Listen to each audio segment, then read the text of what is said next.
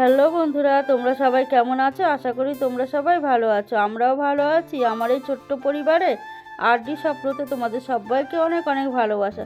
তো বন্ধুরা দেখো, আজকে চলে এসেছি তোমাদের সাথে একটা রেসিপি শেয়ার করব বলে, মানকচু রেসিপি। তো চলো বন্ধুরা, আমি এই রেসিপিটা কেমনভাবে বানালাম তোমরা দেখে নাও। আর সত্যি বিশ্বাস করো, গরম ভাতে যদি এই মানকচু রেসিপিটা থাকে আর কিছু লাগে না। তো চলো দেখো, আমি এই প্রথম মানকচুটাকে এরকমভাবে একটা ঘষানি নিয়ে ঘষে নিয়েছি, টমেটো কেটে মানকচুর উপর রেখে দিয়েছি। এরকমভাবে সুন্দরভাবে ঘষিয়ে নিতে হবে, একদম যে ঘষানির মধ্যে ছোট দাঁতগুলো থাকে ওইটা নিয়ে ঘষাতে হবে, তাহলে মানকচুটা সুন্দর লাগবে খেতে। আর কষাতে কষাতে পুরো মানকচুটা গলে যাবে। এরকম সুন্দরভাবে কষিয়ে রেখে দিয়েছি। এদিকে টমেটোও কেটে রেখেছি। আর এর মধ্যে বেশি কিছু লাগবে না, শুধু কোয়া রসুন একটু থেতো করে নিলেই হয়ে যাবে।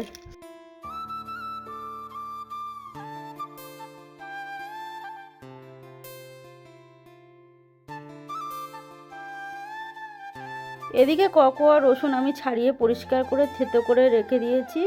আর এদিকে উনুন ধরিয়ে আমি কড়াই বসিয়ে দিয়েছি। দেখো কড়াইটা গরম হয়ে গেছে, সর্ষের তেল দিয়ে দিয়েছি। কিন্তু এই রেসিপিটা করতে গেলে তোমরা সর্ষের তেল ব্যবহার করবে, তাহলে কচুটা খেতে সেই স্বাদ হবে। এদিকে দেখো রসুন থেতে ওর মধ্যে দিয়ে দিয়েছি, গরম হয়ে গেছে তেল। রসুনটা একটু লাল লাল হয়ে গেলে যে কচুটা ঘষিয়ে রেখেছিলাম টমেটো দিয়ে, কচুটা টমেটো দিয়ে ভালো করে ভাজা ভাজা মতো করে নেব একটু।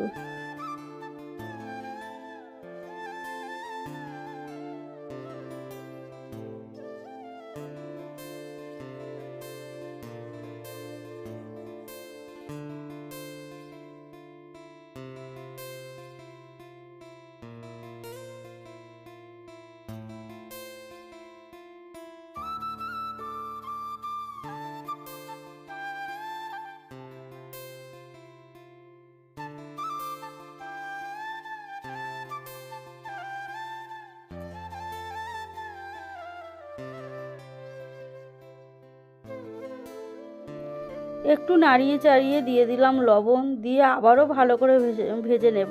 লবণটা দিয়েছি, কচুটা একটু নরম হয়ে যাবে, জল যেটুকু কচুর মধ্যে আছে সেটাও বেরিয়ে যাবে।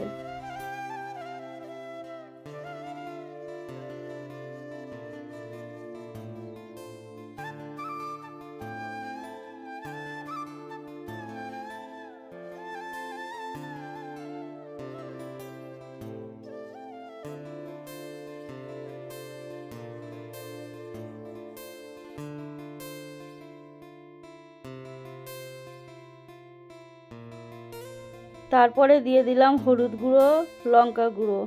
আমরা একটু ঝাল বেশি খাই, তার জন্য একটু লঙ্কাটা বেশি দিলাম। আবার এর মধ্যেও দিয়ে দেবো কটা কাঁচা লঙ্কা চিড়ে। তোমরা যেমন ঝাল খাও তেমন বুঝে ঝালটা দিও।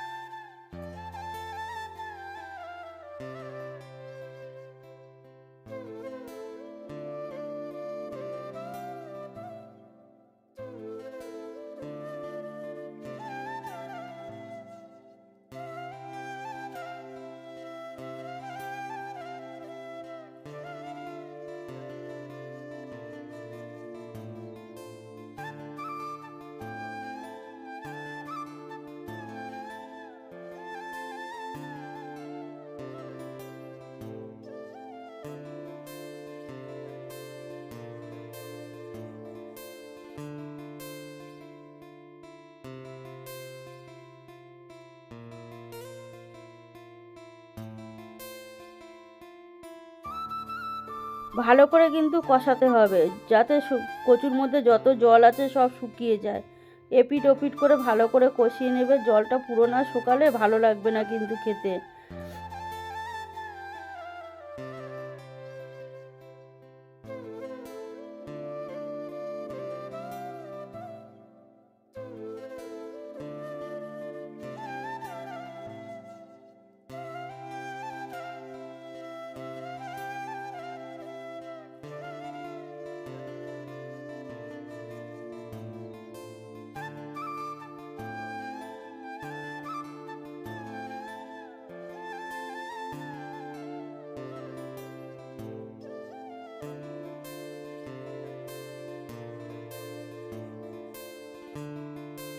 কচুটাকে দেখো আমি পুরো এইভাবে শুকনো শুকনো করে নিয়েছি। আমার কচুর রেসিপি তৈরি হয়ে গেছে।